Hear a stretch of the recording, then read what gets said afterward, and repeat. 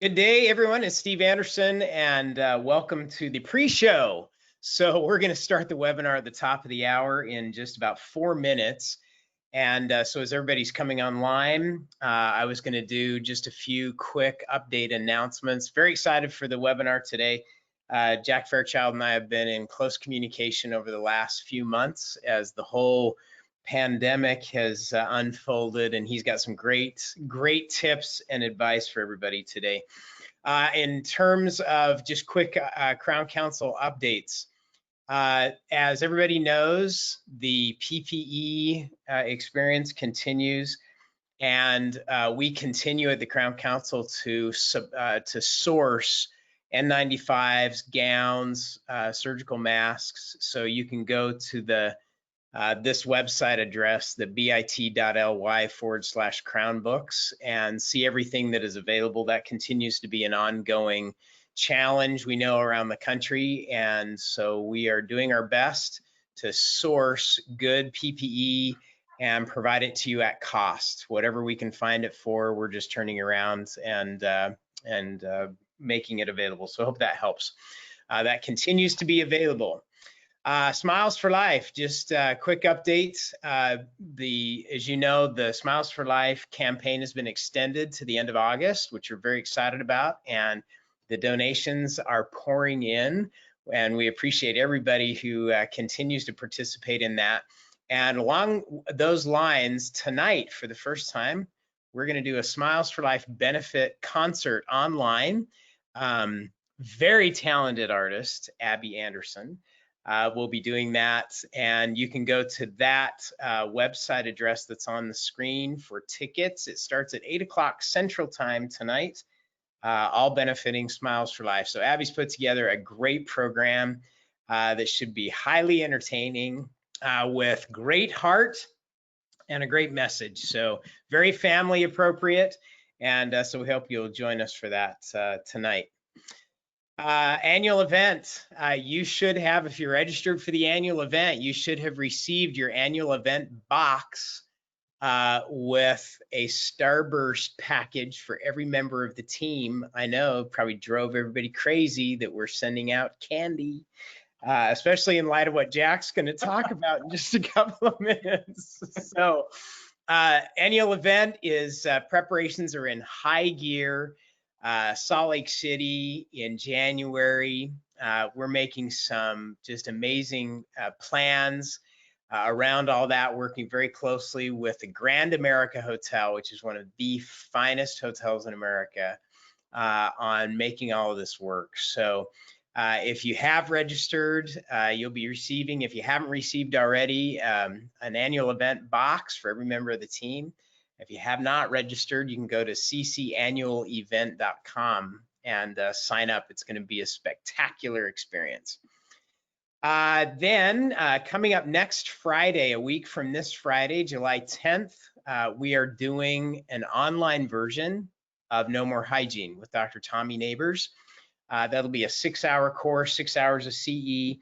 And it is going to be packed with great information to help you implement modular periodontal therapy in your practice. So you can go to totalpatientservice.com to register for that, or call the 800 number, and our team will be happy to help get you all signed up for that. We continue to do the TOPS Total Immersion course online and live. So our next live course will be in September in Fort Worth.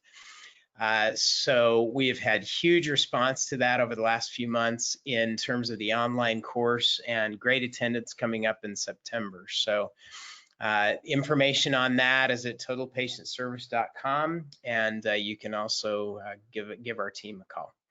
So with that, there are a couple of just quick housekeeping items. If you've just joined us, you're in listen only mode.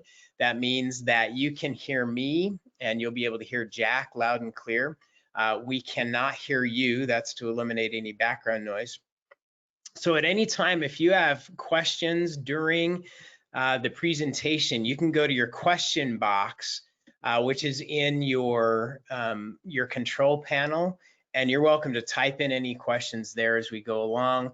and then we'll be able to answer those either during the presentation or when Jack finishes the formal presentation. In addition to that, in your control panel, if you go down to the handout section, there's actually a PDF file there that I've uploaded that contains all the content that Jack's going to share today so that you can follow along. And there's going to be, this is a checklist heavy presentation, a ton of content that Jack's put together. So you are going to want that to be able to apply what he talks about today. For those of you that may not be familiar with Jack Fairchild, Jack and I have known each other for, Jack, I think we're 30 years, brother. 30 years, yeah. I believe 30 for 30 years. And we met when Jack was in preschool, as you can tell from his very youthful picture. He is a product of the product. Just a little background on Jack. He is a fellow in the American Council of Applied Clinical Nutrition, which is one of the highest certifications you can have in the nutrition world. He's board certified. He's a board certified clinical nutritionist. He is a licensed dietitian and nutritionist and is certified in complementary medical nutrition. Sounds very sophisticated, Jack. And is also certified in IV nutrition as well.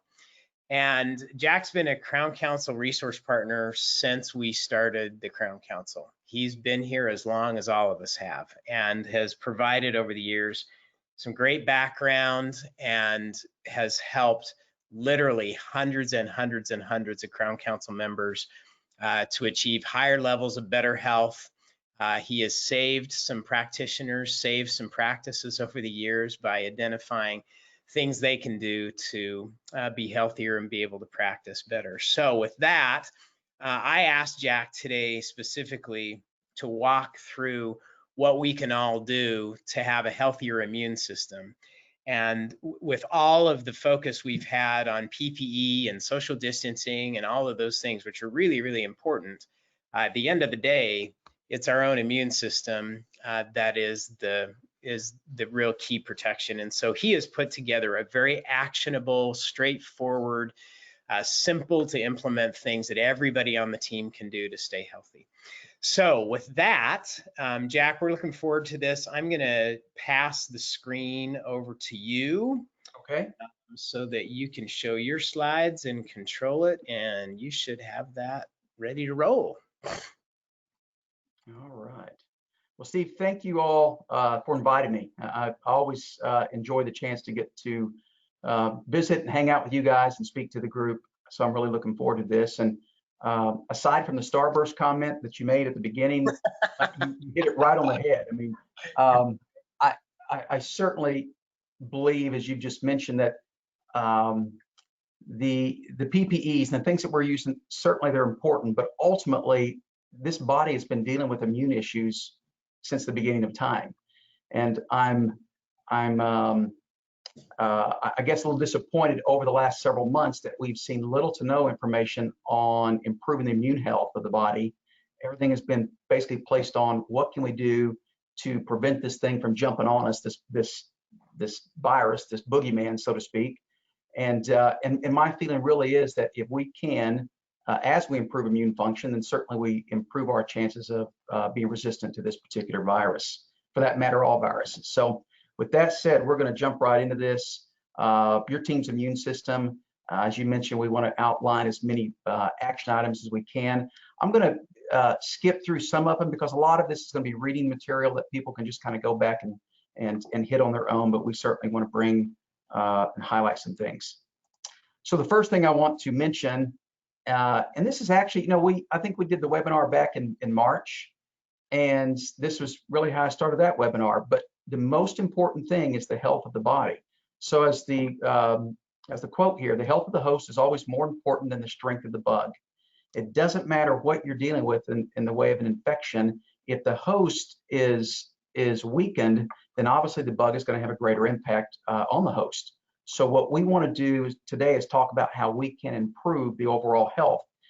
As you and I started talking about this particular presentation, I really began thinking about the fact that the whole dental team, as I understand it, is really dependent upon each person's own health in order to keep them running.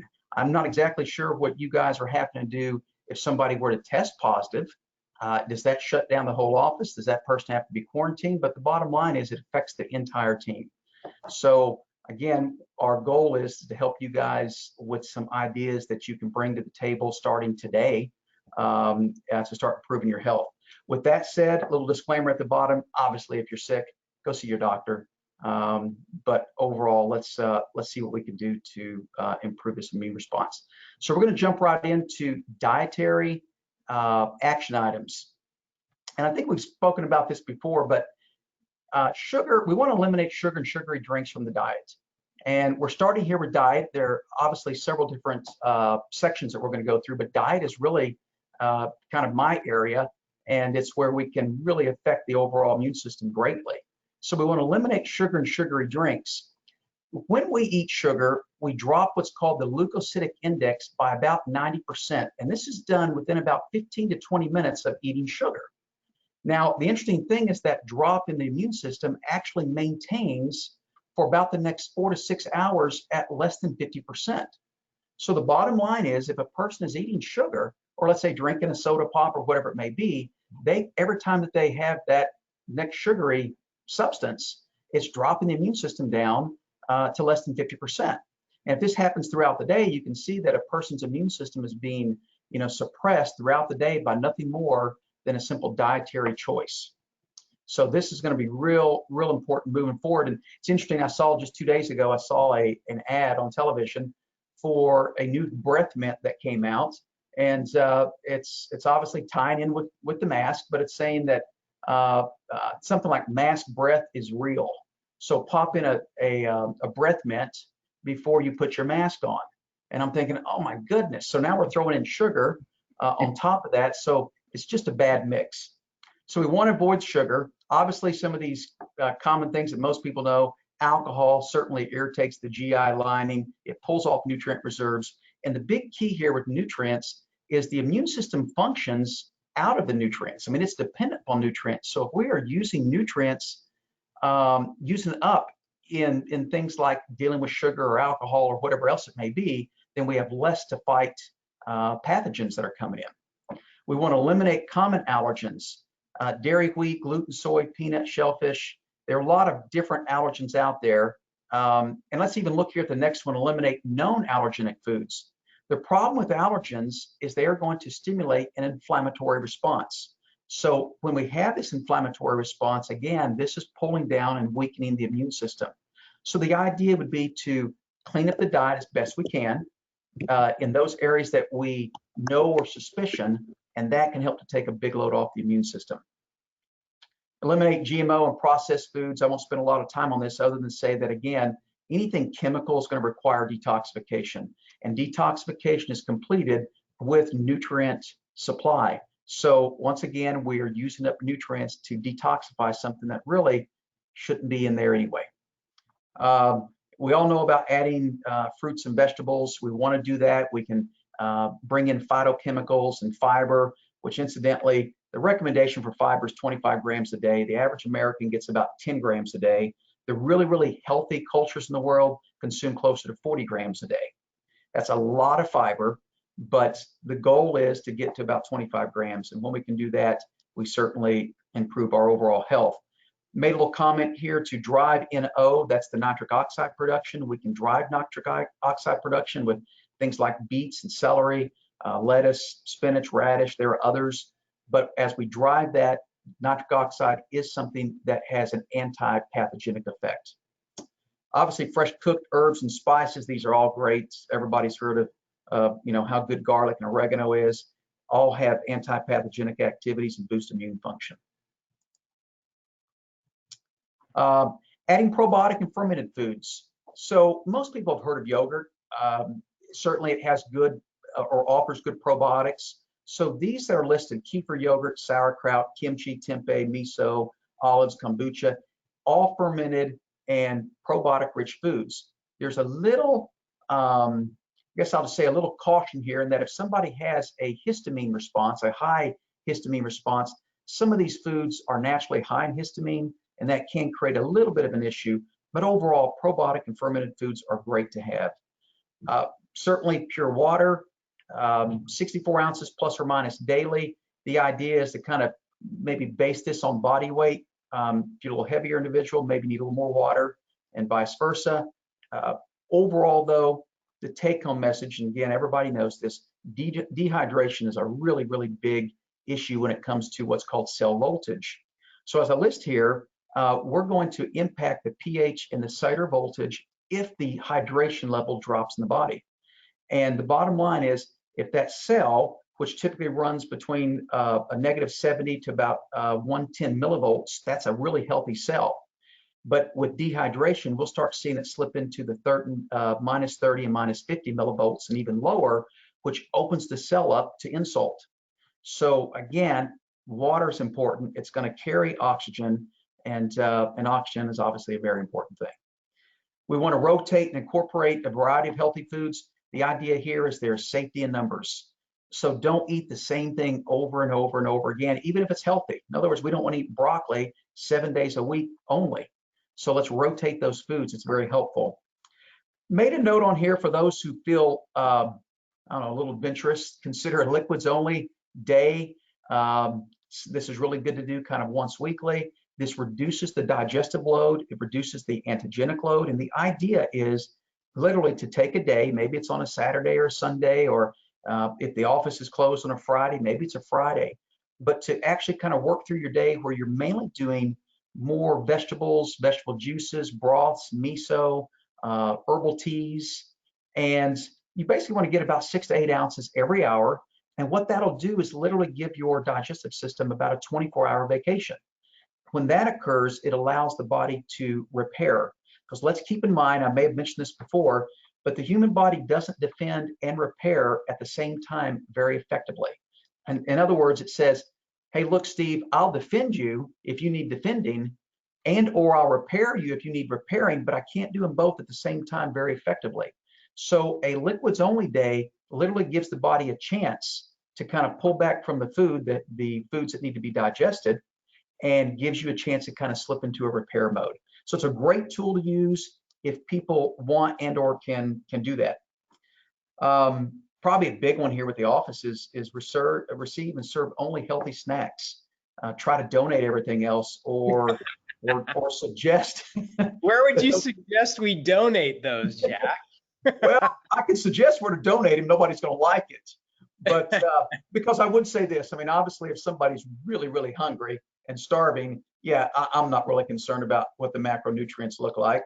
But overall, yeah, really try to serve or to at least have in the office as healthy a snack as one can get. Because as we just established, those sugary snacks that I'm guessing most offices have, every single bite of that is going to drop that immune response by as much as 90%.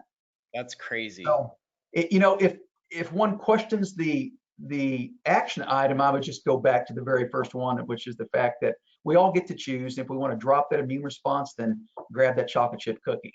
And if you don't want to, then let's leave it alone and go for the carrot sticks or something. I've indicated here to incorporate biobalanced meal planning guidelines. Now, that's going to be on the next slide, and we'll get to that in a moment. But the idea behind this is just a real brief dietary plan, if you will, that I put together actually several years ago, Steve. I think I presented this to the TOPS group maybe in 2013 or 14. Still applies. But the idea is we want to do our best to balance the insulin to glucagon ratio. Because what happens is insulin is highly inflammatory. As a matter of fact, insulin is the #1 inflammatory hormone in the human body. So as sugar goes up, insulin goes up. As insulin goes up, inflammation goes up. And as inflammation goes up, that basically leads into an entire host of problems. So by following these little guidelines, we can balance that insulin to glucagon ratio, and we can downregulate inflammation. This then will have an impact on immune function, and specifically also body composition. And Steve, this was something you'd asked me about when we were talking about this presentation, which was, how does weight factor into this? Yeah. And certainly the information that's being put out says, yeah, if a person is overweight, that's going to make them more susceptible. I kind of go a step further and I go, well, let's look at this. A person's weight issue is actually secondary to an underlying, is actually secondary to an underlying health problem, concern, or in this case, I would say probably an inflammatory response. So rather than saying that weight is a causative factor, I'm going to go back and say the causative factor of the weight is the causative factor, if that makes sense. Now, a lot of times it takes a little bit of digging and you know, kind of looking for clues to find out what those causative factors are that are causing the weight problem. But ultimately, it is further upstream that's actually setting us up for being more susceptible to these infections. Lastly, on the dietary action items, and again, I'm not suggesting that if anybody is on a PPI, proton pump inhibitor, acid blocking medication, that they drop it. But the idea is to consider reducing it and or getting off of it at some point. Most people probably already know that antacids or these acid blockers are only indicated for about the first 8 to 10 weeks. They're not supposed to be used long term. Yet I get people in my office all the time who've been on them for 8, 10, 12 years. The problem with that is if we're blocking acid, we're blocking digestion. If we block digestion, we're then increasing allergenic compounds into the bloodstream, which now increases our inflammatory immune response. So in essence, antacids, in my opinion, are creating a whole host of problems. But again, that's not to say just to go off and drop it. There are things that could be done to actually improve it, the acid indigestion, to help a person get off of that at that time. Let's go to the next slide here. This is the biobalance chart guideline I was just referring to a moment ago. I'm not going to spend a lot of time on this, but just to say that essentially you pick a category from each box and kind of combine the food, combine your meal, and that will work towards balancing that insulin and glucagon ratio. Very simple to do. On this next slide here, there's a breakdown. Can I just interject in case somebody joined us late? So these two charts are in the handout section in your control panel. So if you're watching, you can go down to the handout section, and this whole PDF is there. You can download it. If you're listening if you're listening to the recording of this, this will be posted with the recording of the webinar. So all of this, while it's kind of small on the screen, you've got access to it and can see it in live, large, bold print. Thanks, Steve. I will say that obviously this is not a one size fits all. It's more of a kind of a guideline, because there may be foods that I have listed here that are still not the best for a particular person. But for the most part, this is going to come really close to pointing somebody in the right direction and getting them moving towards a balanced insulin glucagon ratio, less inflammation, less immune load. Second page here, this is the breakdown of the vegetables and fruits based on their glycemic index. So you can look across the top here at the 3% vegetables. These are the vegetables that obviously have less sugar or less starch. Again, real easy, just read through here. Everything is pretty well spelled out. If a person has questions, certainly they can shoot me an email, connect with me, and we can answer some questions. So let's look at body work, because a lot of times, you know, we may even jump into a better diet, but we really then don't start doing the things for the health of the body like we could be doing, which also greatly impacts the immune system. So I want to mention here, get outdoors for about a half an hour a day, get some fresh air, get some sunshine. Basically, light is the most important environmental input after food, obviously, for controlling bodily functions. So light is very, very important. About a half hour of some sunshine will produce about 10 to 20,000 units of vitamin D.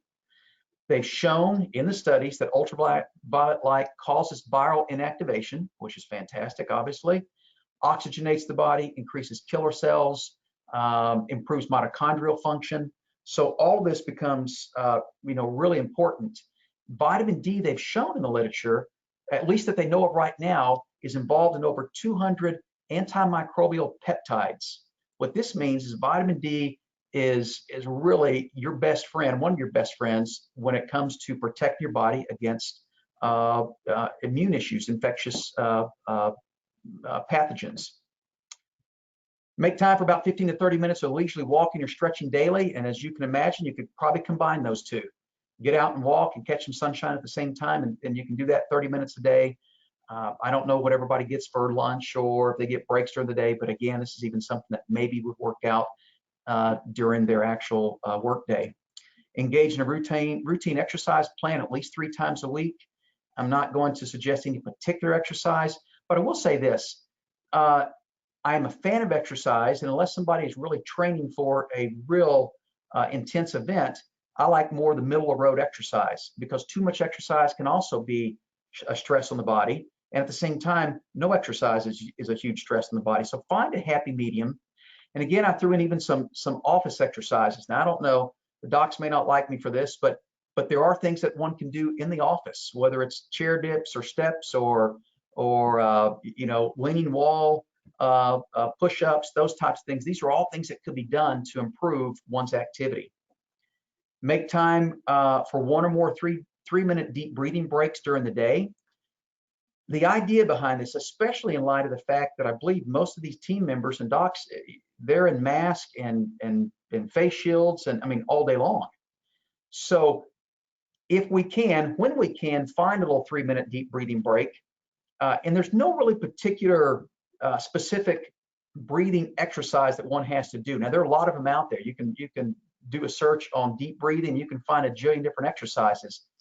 I didn't want to present any particular one, because the bottom line is, let's just get out and let's just breathe for 3 minutes. Good, slow, rhythmic, deep breathing. The research behind this shows that it balances the sympathetic nervous system, lowers the stress response, and maybe more importantly, helps to alkalinize the pH.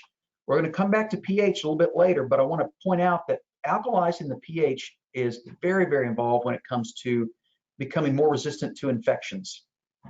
Take an Epsom salt baking soda bath 1 to 3 times weekly.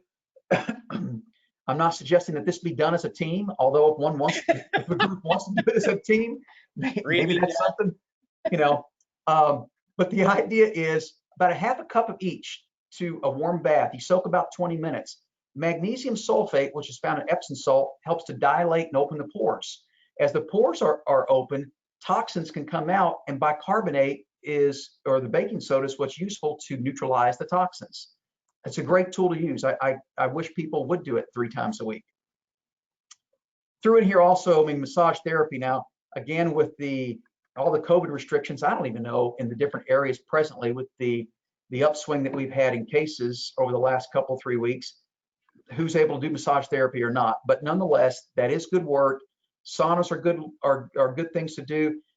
And I've even seen recently sauna blankets. I'm not going to endorse any particular one, but I've seen a couple of them online, and it's for those people who don't have an infrared sauna or can't get to one, can't find one, and it's actually done right in the privacy of your own home. So that's something that could be researched.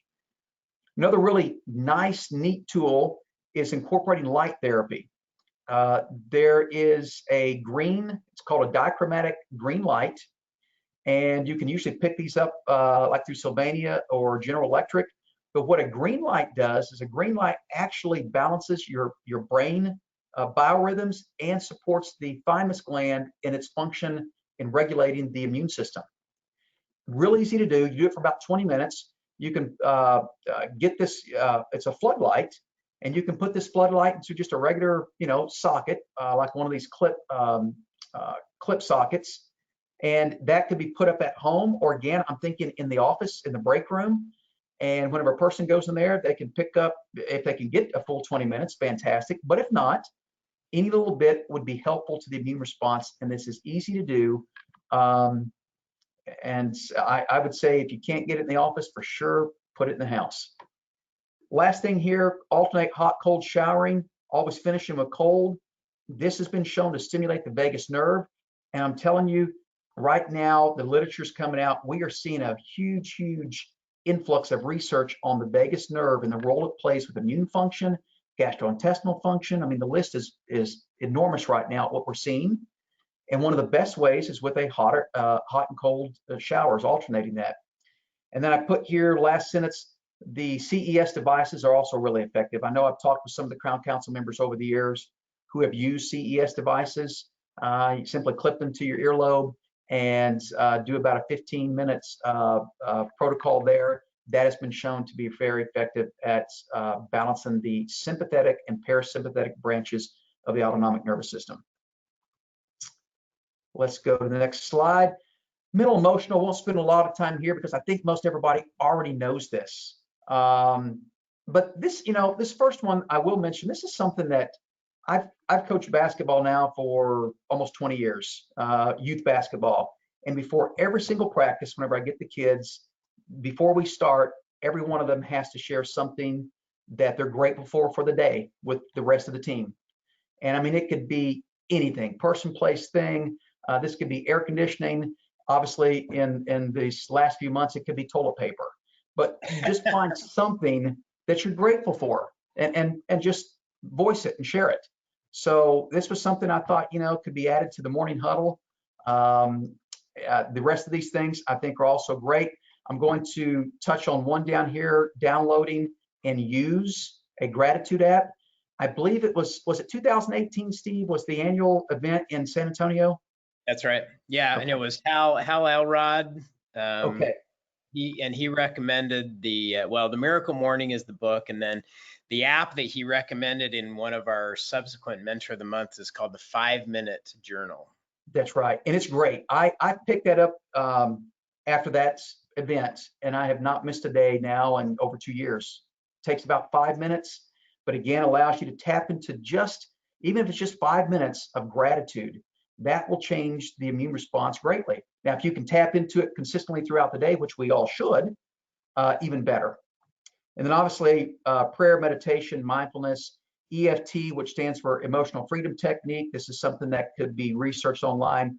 Heart Math is a fantastic company that does some phenomenal research out of California, and they study the role of stress response on overall health. They really do. They've done a lot of good work. So mental emotional, let me talk a little bit about sleep cycle here. Basically, bottom line, for males, must be asleep no later than 10:30 p.m. And that's the key, is to be asleep, not in bed. Be asleep by 10:30, females 11 p.m. The idea is it takes about 90 minutes. Actually, this is the research. It takes 90 minutes for a male to reach a deep sleep pattern. The first pass of growth hormone occurs between 12 and 1 a.m. So we want to be in that deep sleep pattern whenever that first pass of growth hormone rolls around. Second pass, excuse me, occurs around 3:30 to 4:30 in the morning. Again, we want to be in a deep sleep pattern. So don't miss those growth hormone opportunities, because if you do, you're not repairing and you're not rebuilding during the wee mornings, hourly mornings, I should say. And that is whenever all the repair takes place. So we really need to do that. Use blue light screens or blue blocking glasses, I should say, for electronic devices. You can find these online. I personally have a blue screen on my computer, and I have glasses here in the house. I've got them everywhere. So that whenever I'm on my iPad or whatever, it helps to protect. Give yourself a chance to downshift back into alpha, because what happens is when you are using these devices and not using blue blocking shields or glasses, it really stimulates the beta waves. So it gets the brain kind of cranked up. Therefore, it's harder to get into a deep sleep pattern. So give yourself about an hour before bed to kind of cycle back in. I recommend turning off your Wi-Fi at bedtime. You're not using it while you're sleeping, so it's best to do. Try to really cover the lights in the bedroom, turn them all off or remove them. And sometimes that just may mean that you have to, I don't know, put a sock or a shoe up in front of the little light on the TV. Obviously, you can tell I know that by experience. So those are things that we can do. And the very last item down here I'll just point out goes back to diet, because if a person's eating a poor diet, that is going to impact sleep patterns greatly. So we'll go back to dietary action items and incorporate those. So let me just mention, I mean, supplements plays a big key. And when we did the presentation back in March, I spoke really pretty extensively on different supplements that we could use. I'm going to point out here at the top of this slide, there is no substitute for a healthy diet. I don't care how many great supplements you're taking. If you're not eating the best diet, doing the best you can, it's still a poor diet. So we still have to focus on the actual food intake. No amount of supplementation is going to overcome the negative consequences of a poor diet. So I want to mention that. I'll drop to the bottom here under the bold print. because I mentioned see the previous presentation, news for immune support for specific info. If somebody wants that info, and that info was more directed towards an actual acute infectious process, but that information is there. And the last thing I want to point out, that supplementation, in my opinion, is best when it's based on signs, symptoms, biochemical data or testing and research. And I think when we bring those in, we get a better results. I see people all the time that come into the office and they come in with a bag of supplements, and literally, I mean, they're taking 20, 30, 40 different bottles of things. And I kind of go through them and I look and I go, you know, there's maybe 4 or 5 items here that I think would be really important to what you're dealing with now. But the other pile here is really not maybe being specific for you. So again, I think that that's really one of the best things when it comes to supplementation. Now, with that said, though, let's don't forget that we do live in a toxic world. And in my opinion, supplementation is a part of life to some degree.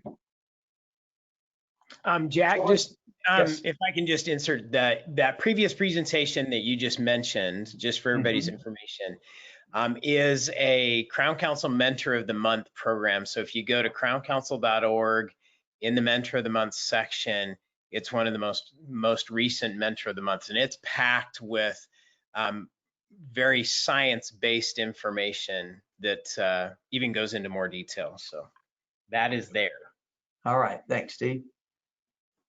So I want to mention some things that we can do kind of home testing. And probably one of the first and best is doing first morning urine pH.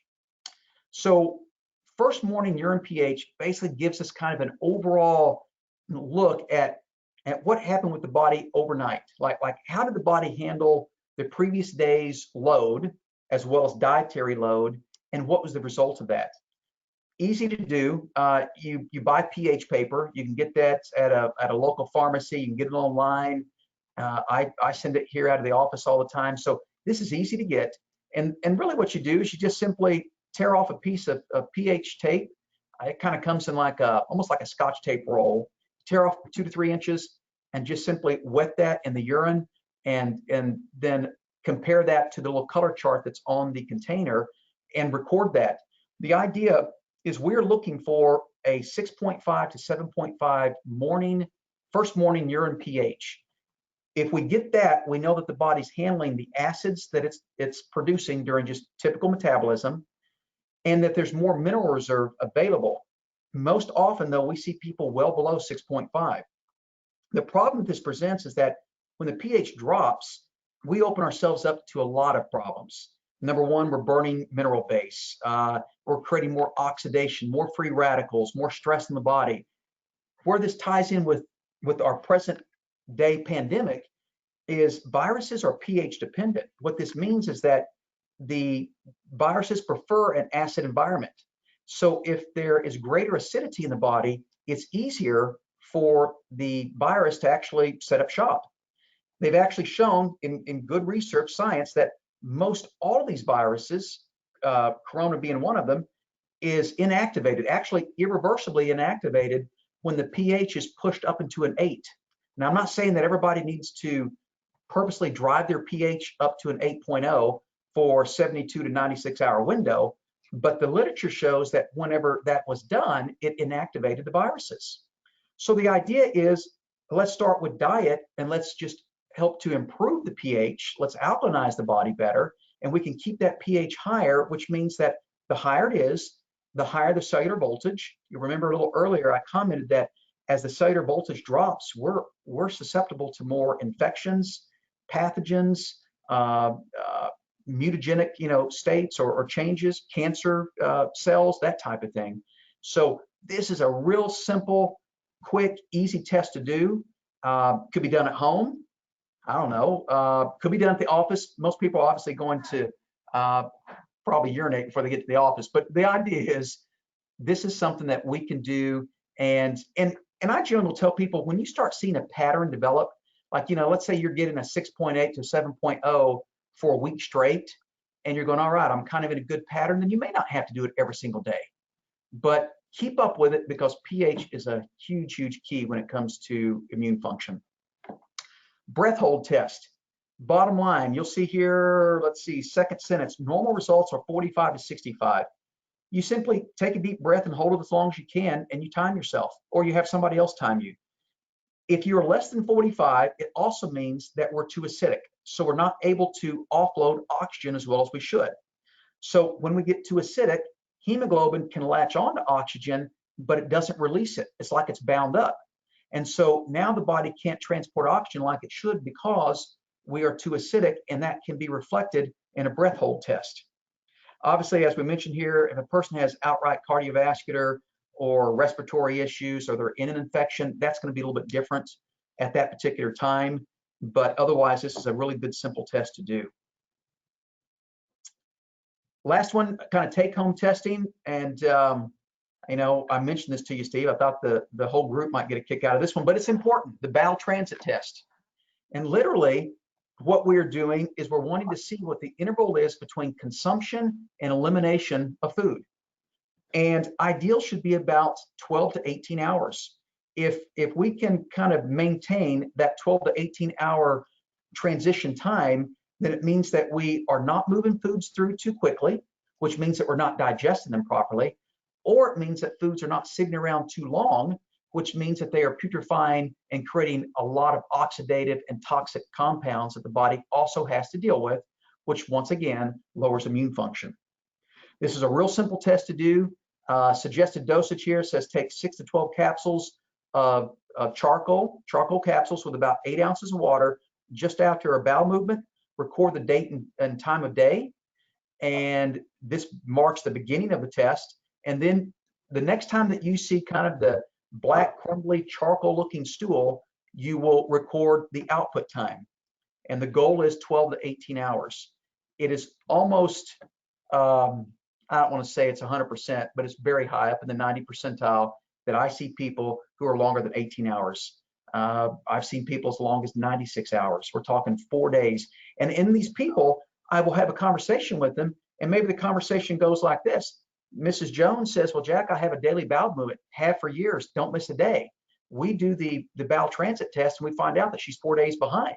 So for all these years, yes, she's having a bowel movement, but she is 4 days behind, which means she is creating a tremendous amount of toxic load and a toxic burden on the liver, on the gut, and on the immune system. So real good test to do.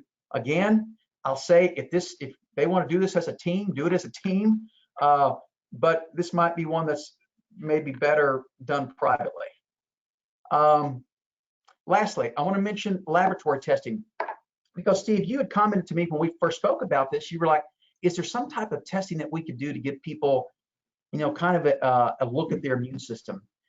And the possibilities are endless.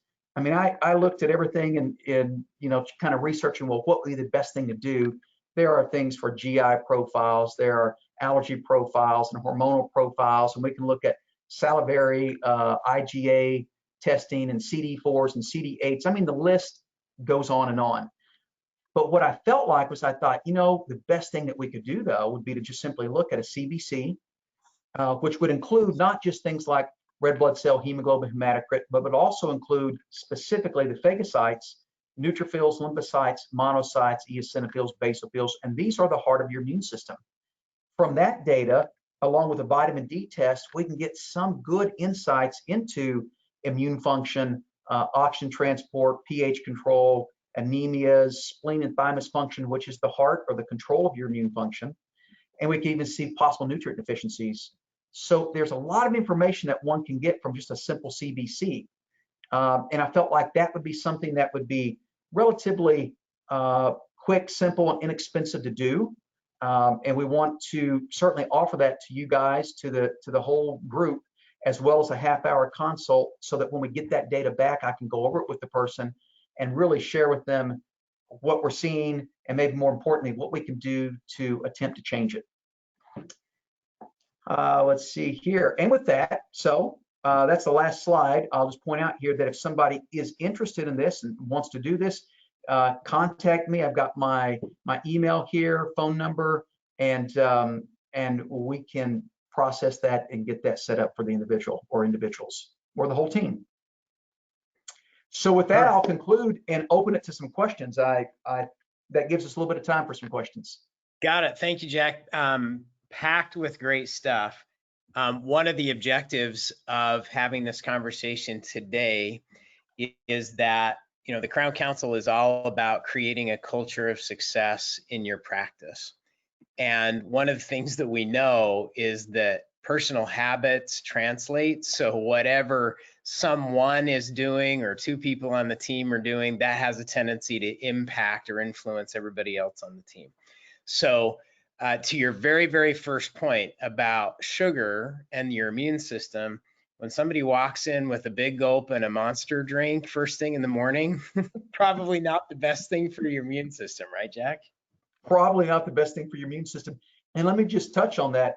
You know, whenever I see people that come into the office and we're having a consult, I don't typically tell them, look, just drop it cold turkey, unless they're a person that can go cold turkey.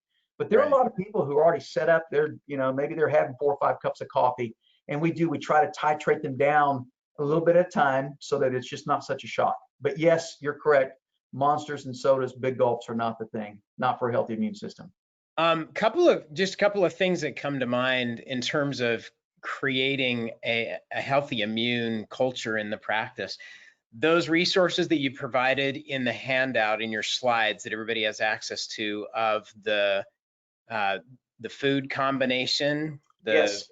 the different combinations of things would be a great one to hang up in the office in the lunchroom as a good reminder. Can you just address what a CES device is real quick, Jack? Yeah, so it stands for cranial electrical stimulation device. Now, it's typically used for depression, anxiety, that type of thing. It's actually, it's approved. I believe it's FDA approved. Don't quote me on that, but I believe that it is. It's a little device with a little ear clip, and literally it just clips to the earlobe. It works in changing the neurochemistry of the brain, but what they're showing now with the vagus nerve, which is really so cool, is if you place that little clip in 2 particular places on the ear, you can directly impact the vagus nerve. And when you impact that vagus nerve, you're going to shift the person from sympathetic dominance into a parasympathetic state, and that allows them to get into rest and repair. So that's the beauty behind it. And I think, again, I don't particularly use them here in the office, but they're relatively inexpensive. I'm going to say you can probably find them for less than $100. And there's even some information online that would give a person some information as to how to use it. Perfect. Excellent. Some great advice here today. Couple of action items that I would suggest. First of all, if you'd like CE credit for today's webinar, you can just cut and paste that URL into your browser. Sorry about that. And that will take you to the CE test. There's 10 questions for the presentation today. So that's that address right there.